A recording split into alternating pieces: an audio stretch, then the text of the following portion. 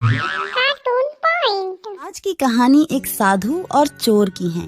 एक गांव में सायराम नाम का एक साधु रहा करता था। बहुत ही भला आदमी था। अपने साथ बुराई करने वालों के साथ भी वह हमेशा भला ही करता था। गांव के किनारे एक छोटी सी कुटिया में अकेला ही रहता था। अपने घर आने वाले की खूब खातिरदारी करता, ध्यान रखता और अच्छा अच्छा खाना खिलाता था। गर्मियों के दिन थे, खूब गर्मी पड़ रही थी और लू चल रही थी। एक आदमी दोपहर में कहीं जा रहा था, लेकिन ज्यादा गर्मी होने और लू लगने से वह सायराम की कुटिया के बाहर ही बेहोश होकर गिर गया। सायराम ने जैसे ही देखा कि उसे कुटिया के बाहर कोई बेहोश पड़ा है, तो उसे तुरंत अंदर ले गया और उसको पानी पिलाया। सर पर गिला कपड़ा रखा, तब जाकर उसे होश आया। होश आने पर उस आदमी ने सायराम से कहा कि मैं बहुत भूखा हूँ, कृपया करके कुछ खाने को दे दीजिए। ठीक है, मुझे थोड़ा सा समय दीजिए। कुछ मिनट में सायराम ने बहुत बढ़िया ताज़ा पकवान खाने के लिए परोस दिए। उसने जल्दी जल्दी खाना खाया और फटाफट सारे पकवान चट कर गया। वह आदमी एक चोर था जो दोपहर में सुनसान देखकर चोरी करने के लिए निकला था। खाना खाने के बाद चोर को इस बात की हैरानी हुई कि सायराम ने इतनी जल्दी खाना कैसे तैयार कर लिया। उसने सायराम से पूछा, महाराज जी, ये बताइए, आपने इतने कम समय में खाना कैसे तैयार कर लिया? मेरे पास एक चमत्कारी थाली है। इस थाली के मदद से मैं पल भर में जो भी चाहे खाने के लिए बना सकता हूँ। चोर की हैरानी का तो ठिकाना ही नहीं रहा। वह बड़ी हैरानी से बोला, क्या आप मुझे वो थाली दिखा सकते हैं? मैं यह सब अपनी आँखों से देखना चाहता हूँ। साधु अंदर गया और एक थाली लाकर उसके आगे रखी। मुझे केले चाहिए। थाली तुरंत केलों से भर गई। यह देख चोर हैरान हो गया और उसके मन में थाली के लिए लालच पैदा हो गया। उसने साधु से पूछा, क्या मैं रात आपकी कुटिया में रुक सकता हूँ? साधु एकदम से राजी हो गया। जब साधु गहरी नींद में सो रहा था, चोर ने थाली उठाई और वहां से भाग गया। थाली चुराकर चोर सोच रहा था कि अब तो मेरी मौज हो गई है, जो भी जी चाहे थाली से मांग लूंगा। उसने थाली अपने घर में रखी और थाली से कहा, मुझे मलाई छाप चाहिए। मगर थाली में कुछ नहीं आया। फिर उसने कहा, मुझे टंगड़ी कबाब चाहिए। थाली अभी भी खाली थी। चोर ने कहा, सेब ला कर दो। थाली में फिर भी कुछ नहीं आया। चोर को जितनी भी चीज खाने की याद थी उसने सब बोल डाला, लेकिन थाली खाली की खाली ही पड़ी थी। चोर तुरंत भागता हुआ साधु के पास आया और बोला, आत्मा, भूल से मैं आपका बर्तन अपने साथ ले गया था, मुझे माफ कीजिए, अपना बर्तन वापस ले लीजिए। साधु बिल्कुल नाराज नहीं हुआ और बर्तन लेकर सायराम ने उसी समय कई अच्छे पकवान बर्तन से देने को कहा और बर्तन में तुरंत वह आ गए। सायराम ने चोर को एक बार फिर बढ़िया खाना खिलाया।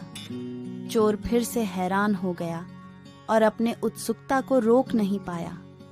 उसने साधु से पूछा, महाराज, जब यह बर्तन मेरे पास था तब इसने कोई काम नहीं किया। मैंने इसे बहुत सारे पकवान मांगे, मगर इसने मुझे कुछ नहीं दिया। भाई देखो, जब तक मैं जिंदा हूँ तब तक यह बर्तन किसी और के काम नहीं आ सकता। मेरे मरने के बाद ही कोई और इसे उपयोग कर सकता है।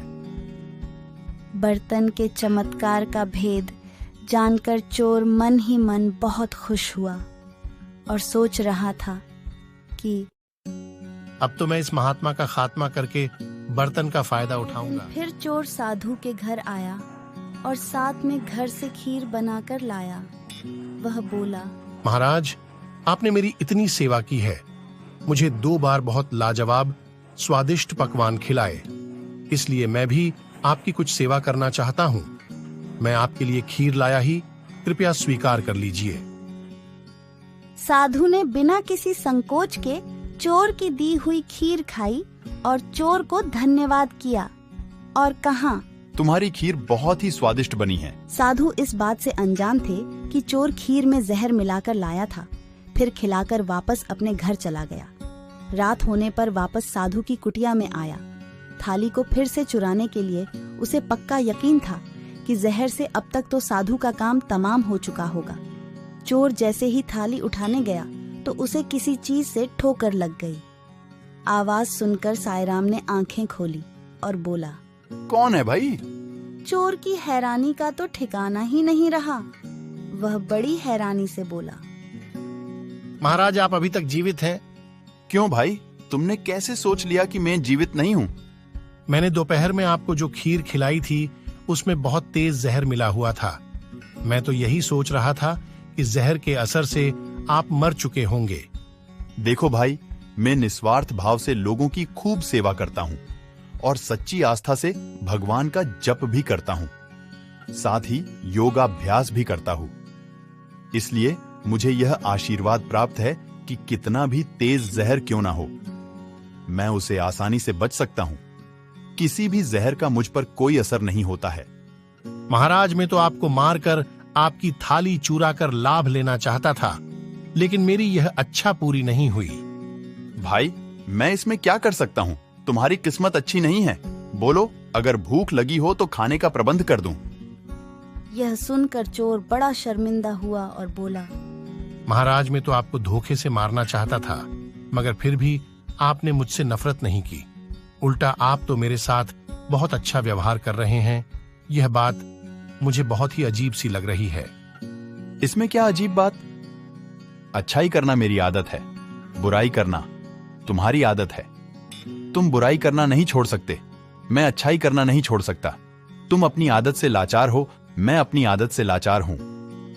इस कहानी से हमें यह शिक्षा मिलती है कि हमारी परिस्थिति चाहे जैसी भी हो, लेकिन हमें कभी अपनी अच्छाई का मार्ग नहीं छोड़ना चाहिए। कहानी आपको अच्छी लगी हो तो अपने दोस्तों और परिवार वालों के साथ जरूर शेयर करें।